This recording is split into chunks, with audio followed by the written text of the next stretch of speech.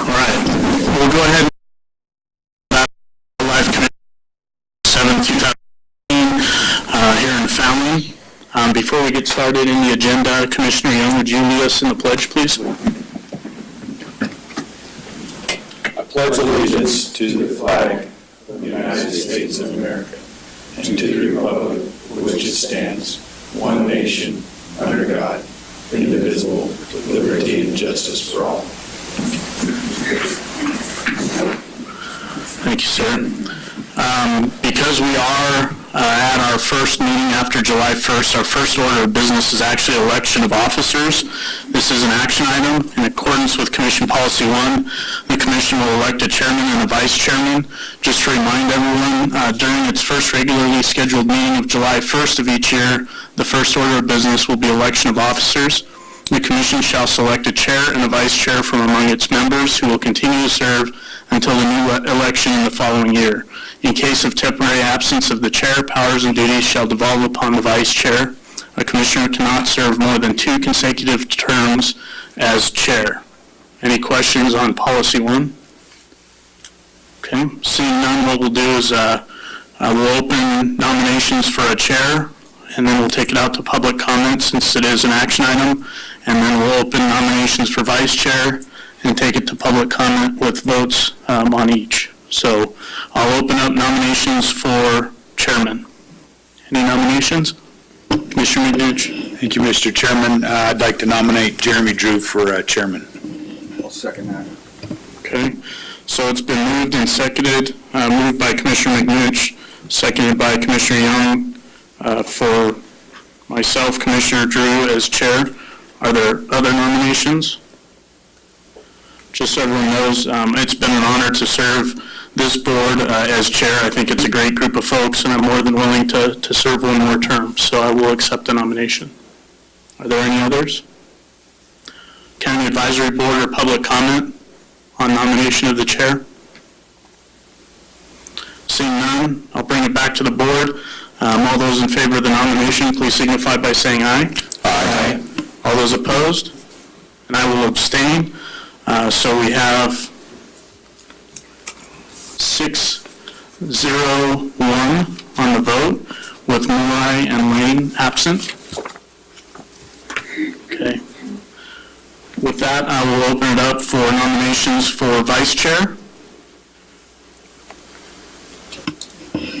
Commissioner McNinch. Thank you, Mr. Chairman. I'll nominate Commissioner Grant Wallace for vice chair.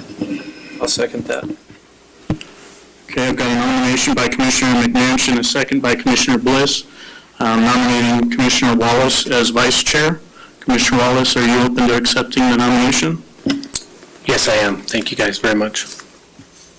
Okay. Any other nominations at this time for vice chair? Okay, hearing none, is there any county advisory board or public comment on election of a vice chair or nominations? Okay, seeing none, I'll bring it back to the commission. Any question or discussion on the nomination? All those in favor, please signify by saying aye. Aye. All opposed? Any abstained? I'm abstaining. Okay. So again, we're 6-0-1. The one abstention being Commissioner Wallace, with Morai and Lane absent. Okay. That will conclude item number 1. We'll move to item number 2, call the meeting to order. We don't have to switch chairs, so we'll just get right into it. Introduction and roll call of county advisory board members, and actually before we do that, Suzanne, could we call the roll just to be clear for the commissioners? Okay. Chairman Drew. Here. Vice Chairman Wallace. Here. Commissioner Bliss. Here.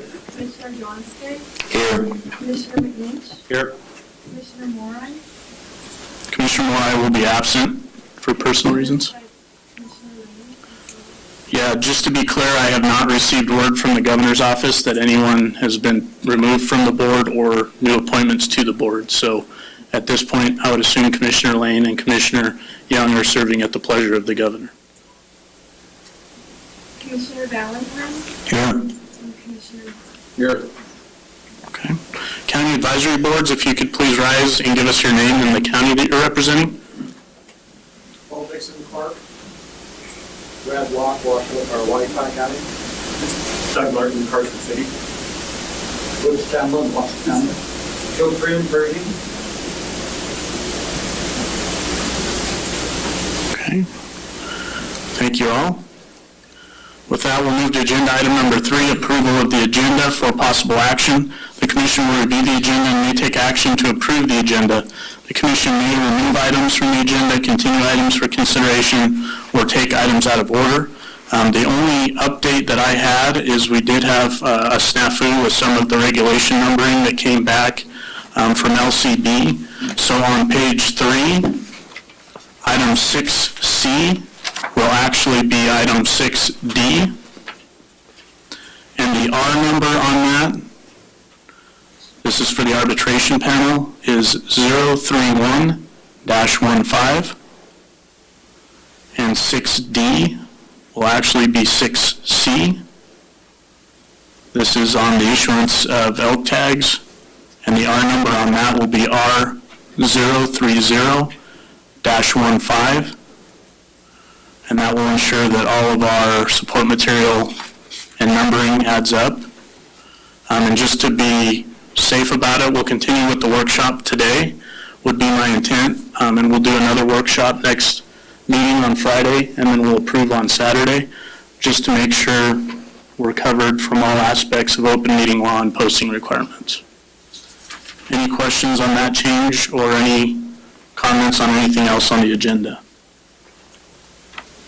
Okay, hearing none, County Advisory Board or public comment, item number 3. Hearing none, I'll bring it back to the board for further discussion or a motion. Chairman, I'll make a motion to approve the agenda as amended. Okay. So we have a motion from Commissioner Young, a second from Commissioner Bliss to approve the agenda as provided with the 2 changes to item 6 and the R number updates. Is everyone clear on the motion? Are there any questions? Seeing none, all those in favor, please signify by saying aye. Aye. All opposed? Motion carries 7-0. With that, we'll close agenda item number 3, move to agenda item number 4, member items, announcements, and correspondence, informational. Commissioners may present emergent items. No action may be taken by the commission. Any item requiring commission action may be scheduled on a future commission agenda. The commission will review and may discuss correspondence sent or received by the commission since the last regular meeting and may provide copies for the exhibit file. Correspondence sent or received by Secretary Wasley may also be discussed. Any commission member items? Man, it is quiet in here today. Director Wasley, do you have any items? No, I don't, Mr. Chairman. Thank you. I've got a couple. I'll take care of one today and one tomorrow. We'll get more into it later on in the agenda, but I did want to acknowledge that I had sent a letter to the governor's office in terms of the performance of the Department of Wildlife during the WAFWA conferences that have been held here in Nevada this year. And I just wanted to read it into the record. So here it goes. Dear Governor Sandoval, it is my pleasure to write you today with high praise for the Nevada Department of Wildlife's exceptional performance in hosting the Western Association of Fish and Wildlife Agencies conferences in 2015. The department worked closely with WAFWA staff and contractors in hosting the Midwinter meeting in Las Vegas in January and the larger summer conference in Reno in July. As a native Nevadan, lifelong wildlife conservationist and sportsman, I was extremely impressed with NDOW's effort and execution in hosting these 2 large events. In the process, NDOW illuminated the greatness of Nevada, its wildlife resources, and those responsible for conserving and managing those resources. Time does not allow me to convey all the compliments and praise that I received from representatives from other Western states and WAFWA staff. Every time I received a compliment, I made sure that credit was given where it belonged to Director Wasley and his staff. Due to their dedication and pride for our state, NDOW was able to convey and represent what we all love about Nevada. For that, I was truly Nevada proud and felt it important to convey to you. Any other member items? Okay. Hearing none, we'll close agenda item 4. Go to agenda item number 5, County Advisory Boards to Manage Wildlife. Member items, informational. CAB members may present emergent items. No action may be taken by the commission. Any item requiring commission action will be scheduled on a future commission agenda. County advisory boards.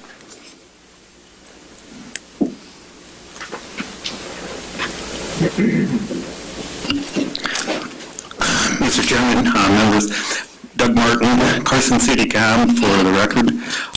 Just wanted to brief you on urban deer populations.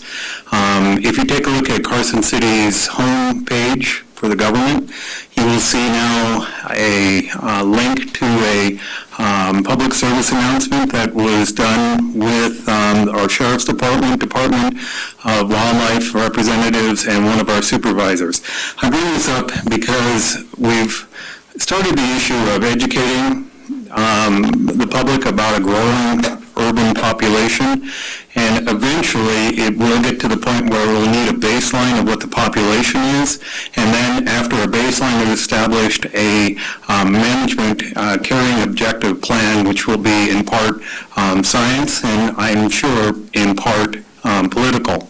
And so we're starting this whole process, and we're going to be out there, and I'll just tell you that one person contacted me individually and said, I have a doe that just delivered 2 fawns in my backyard, what do I do?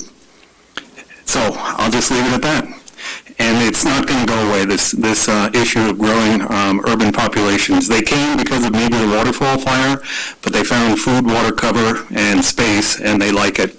So just an issue. Thank you. Thank you, Mr. Martin, and for your CAB and their efforts. Other county advisory board items? Okay. Seeing none, we'll close agenda item number 5 and move into agenda item number 6. Commission general regulation workshop. Public comment will be allowed.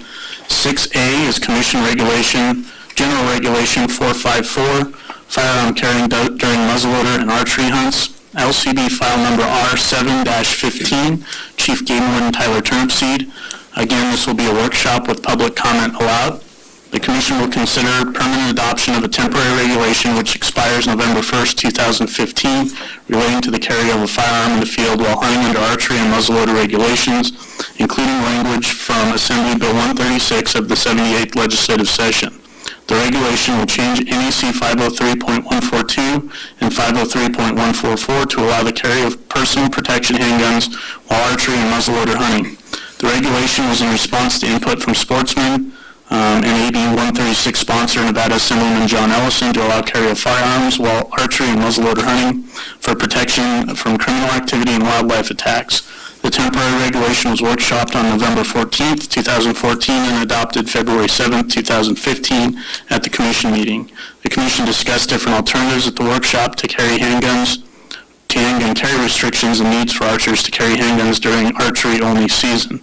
The language is updated to reflect the changes as requested by the Commission by allowing a person to carry a handgun that is not scoped and has a barrel length less than 8 inches.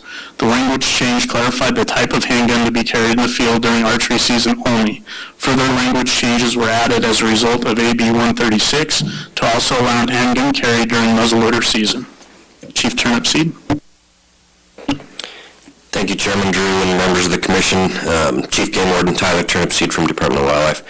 As the summary said there, this regulation we adopted as a temporary, or your board adopted as a temporary regulation this last year in response to some inquiries from sportsmen around the state, and then Assemblyman Ellison from Elko wanting to allow this. So this board did that, took that action, but then the Assemblyman also brought a bill forward, AB 136, to put that into statute as well, so that it was stronger than just being an NAC. In doing so, at the legislative session, the same language was adopted that this board adopted, restricting it to a barrel length less than 8 inches and no scopes. That went right along with the temporary regulation that you guys passed. The only change really was adding in the option to carry that same type of handgun during muzzleloader hunt in addition to archery. So being that the temporary regulation will expire November 1st, this would be making that regulation permanent so that it goes along with the statute that was passed at the legislative session. I'd stand for any questions if you had some. Questions or discussion by the board? I had just a couple. On page 2, it mentions telescopic sight, which is a little different than I think what we had in the past. I'm assuming that was either a department or an LCB change. Just wanted to make sure you're comfortable with telescopic sight versus scope. Yes, Mr. Chairman, that was an LCB addition. I think we just used the language scope because probably everyone in the room here is familiar with the term scope, and LCB went a little bit further and clarified that to the term telescopic sight. Okay, Be so more specific, I guess. you're comfortable with it, though? I am. And then on page 5, it references LCB file number R107-14. Is there a reason that's not an NAC number? I just don't recall seeing an LCB file in regs, but maybe I'm just being forgetful. I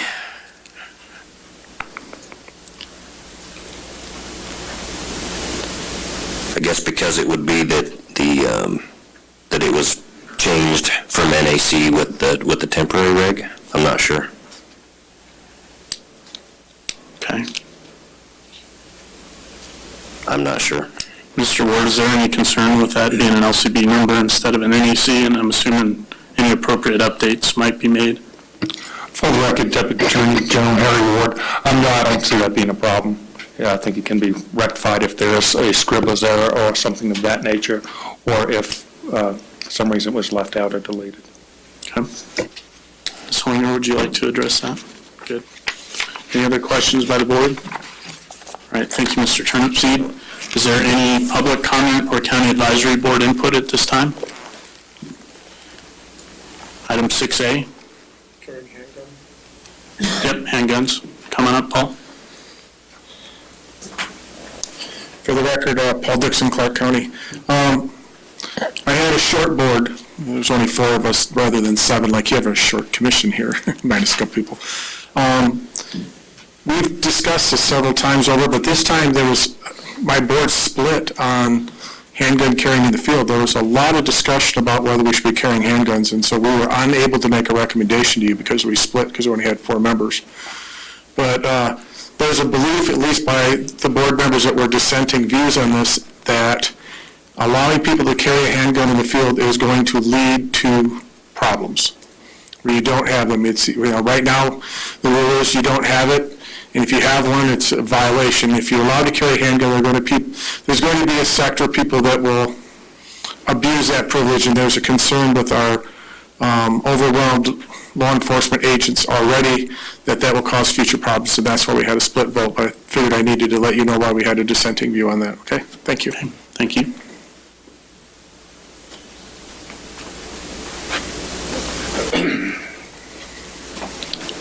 Brad Block, White Pine County. We had a short board also, but and we've discussed this at length a couple of times, and initially there was no dissent at all. In fact, at our last meeting, there wasn't really a dissent. There was more or less a why is it necessary?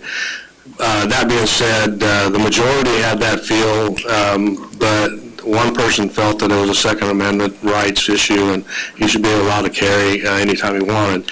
The board voted unanimously to accept the language as written. There was just no real dissenting view. Okay. Thank you. Additional county advisory board input on 6A, firearm carry during muzzleloader and archery hunts. Public comment?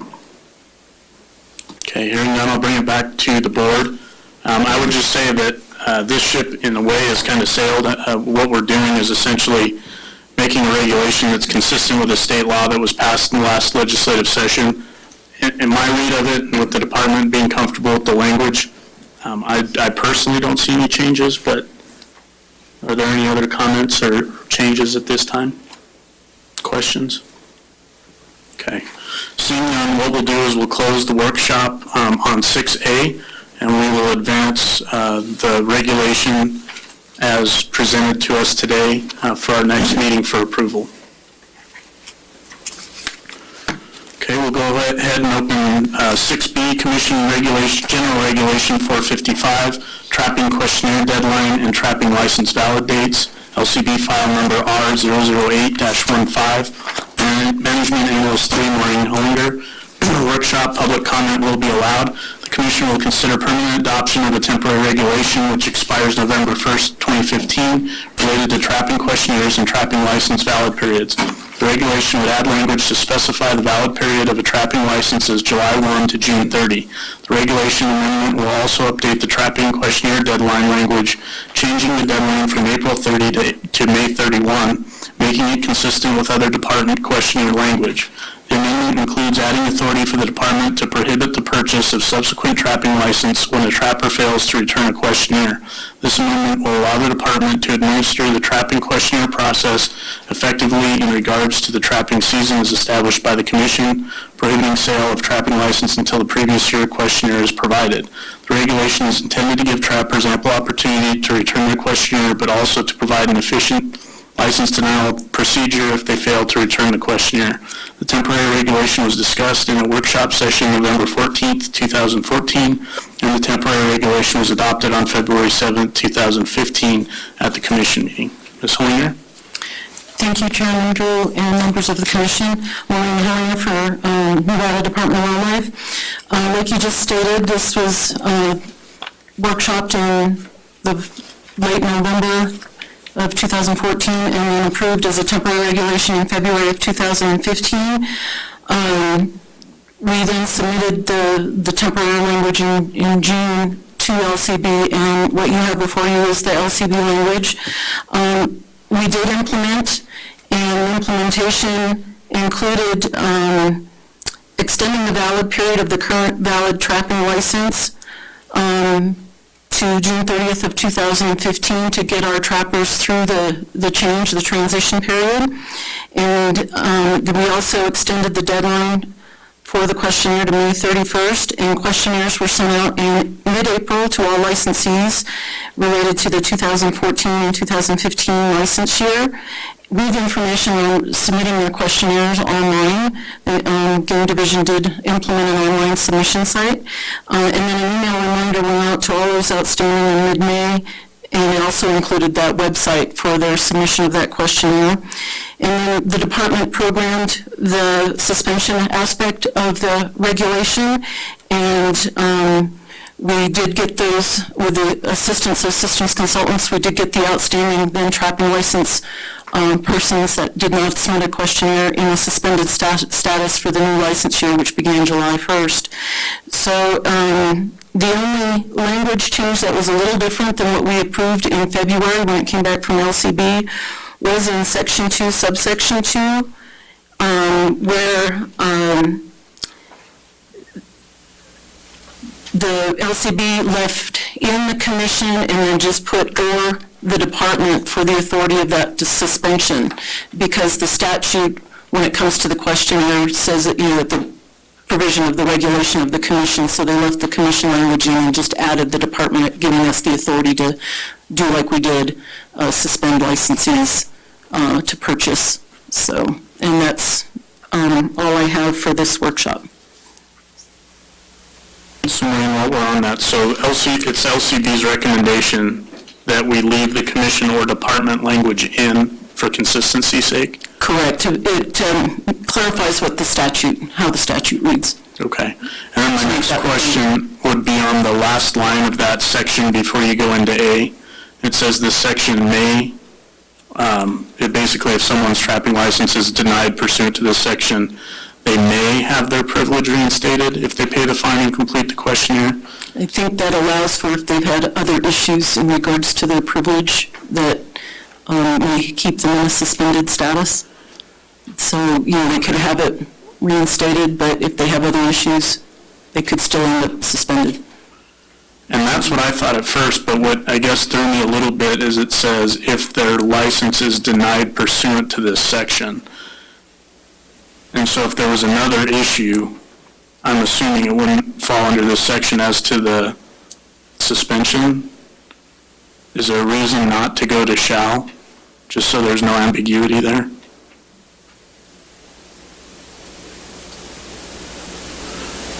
Because I believe this section is specific to the questionnaire return.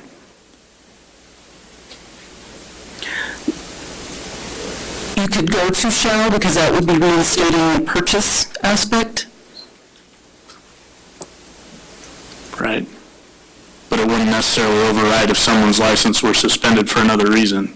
It would simply be if you didn't turn your questionnaire in. Correct. Am I reading that right? For the record, Harry Ward, Deputy Attorney General. I don't have a problem with that. My only concern would be, and I see there is no concern, that someone would have a due process right to appeal this, and I think that's set up. So I have no problem with that language. Okay. Any other questions or comments by the commissioners? If not, County Advisory Board input on item 6B, trapping questionnaire deadline and trapping license valid dates. Public comment?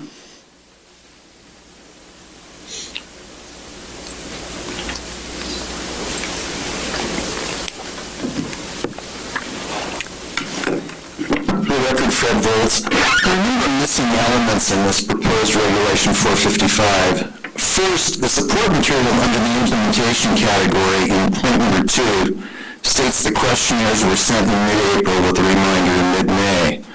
No information, however, has been provided about the number of non-compliant trappers. How many still haven't complied as of today's meeting date out of the total number of licensed trappers? You will recall at the same meeting in the same place 1 year ago that the non-target wildlife injuries and deaths caused by trappers' activities was released to the public after considerable delay. The compliance percentage for trappers filing that report was in the 30% range, hardly an appropriate response. What's more, there's no knowledge about the accuracy of the poultry data that was indeed submitted.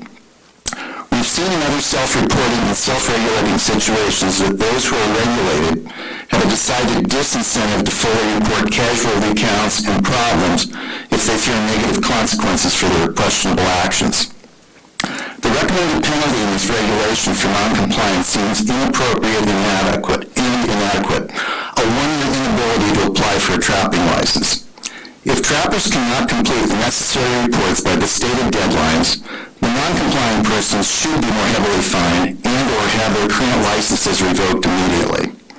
Additionally, their ability to apply for any issued wildlife killing license should be suspended for a minimum of 3 years into the future.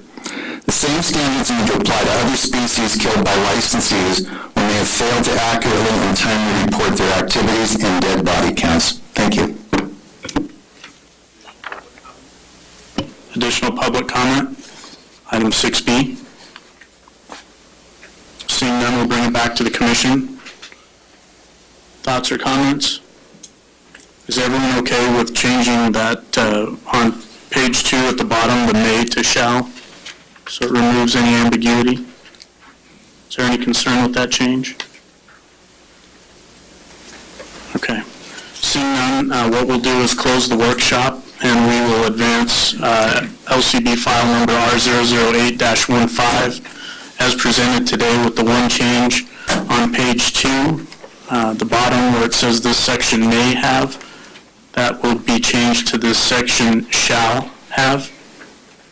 So just the one change when we bring it back. Okay. So with that, we'll move to item 6C. And again, this will be Commission General Regulation 457, awards issuance and use of tags, LCB file number R030-15. Game Division Administrator Brian Wakeling. Workshop, public comment will be allowed. The Commission will consider a permanent adoption of a temporary regulation which expires November 1st, 2015, amending license issuance and use clarifications for elk incentive tags. Elk incentive tags are designed to be issued in association with bull hunts and seasons. Subsequent to initial NRS and NAC adoption, spike hunts have been developed and antler tags do not clearly denote the appropriate quota or season for which the incentive tags are intended. The amendment formula will account for the harvest of spike elk, but identify seasons for incentive tag use and other matters related thereto. The temporary regulation was workshopped on March 20th, 2015, and the temporary regulation was adopted May 15th, 2015 at the commission meeting. Mr. Wakeling. Thank you, Mr. Chairman, members of the commission. Brian Wakeling, Game Division Administrator with the Nevada Department of Wildlife. As you outlined, this is we'll bring back a temporary regulation that the commission worked on. This had actually been shared with the commission a number of times, even prior to the actual presentation of the NAC revision. Through the workshop process, essentially what this regulation is intended to do, there has been some changes over time with the way that antlered elk have been referred to, both in NRS and NAC. Those changes resulted in some confusion as we started to develop some additional hunts, specifically the spike-only hunts. Those spike-only hunts tend to have much lower hunt success. They dramatically could influence the way the incentive tag program was developed. And that had not yet been, with this development of the spike hunts being rather recent, this has yet to actually affect any of the incentive tag holders. And so the proposed NAC revision largely addresses the issues and tries to bring it back to the intent that was originally designed. In the workshop effort for the temporary NAC, the commission, the department had originally proposed eliminating spikes entirely from the consideration, and what the commission asked was that the harvest of spikes be considered as part of the formula, that actually did contribute to the harvest. And so that change was adopted through the workshop the last time. And so what you see before you is essentially what the commission had approved at the last time for the temporary NAC. Questions for Mr. Wakeling? All right, thank you, Brian. Any comments or discussion before I open it up? All right, County Advisory Board input on 6C, which is issuance and use of tags. White Pine, I know you had a comment on this one in regards to the spikes. I guess for my edification, I would request a clarification that was on the action report. Brad Block, White Pine County. Brad Block, White Pine County. Yeah, there was, I didn't bring my notes, of course, but what we discussed was one of the board members noticed that it could cause confusion, the way that it was worded. It should be in our minutes as to the reference to a spike hunt. Hopefully it's in there because I didn't bring my notes. But it was just, we agree with the whole thing as written, except for that one language change, making it more specific, basically.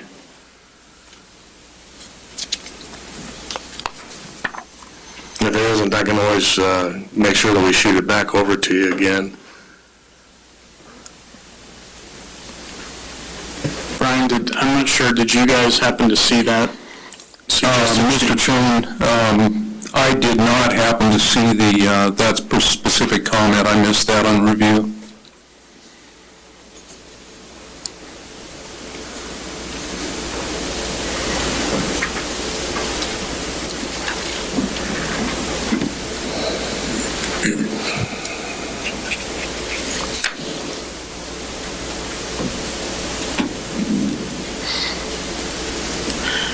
The comment that's in the minutes is talking about if they included the incentive tags, it would inflate the quotas.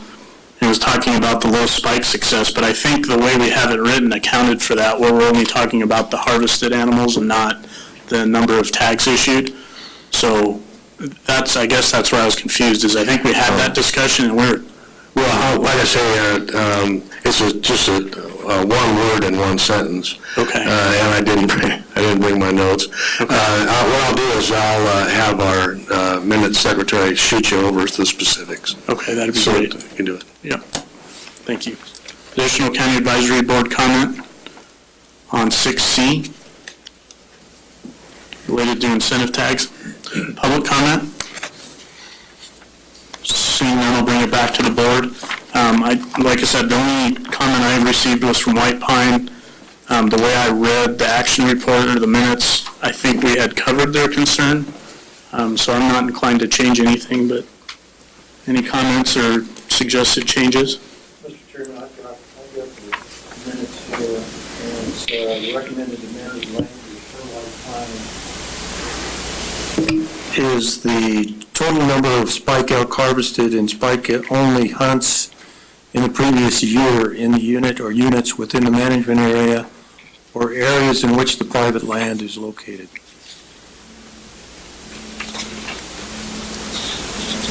So I'm struggling to see the change there, because I think that's what we have. What you just read is what it reads under the definition of TSH.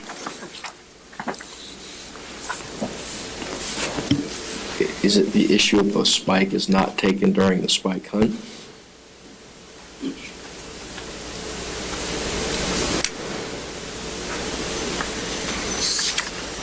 I'm reading the minutes.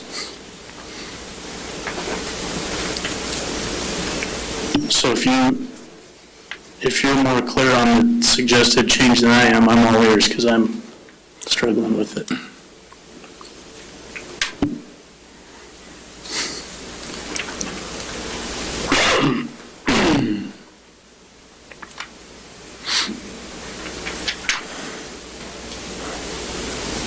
Mr. Chairman, in me reviewing it, it looks to me like the wording is the same as what their minutes reported.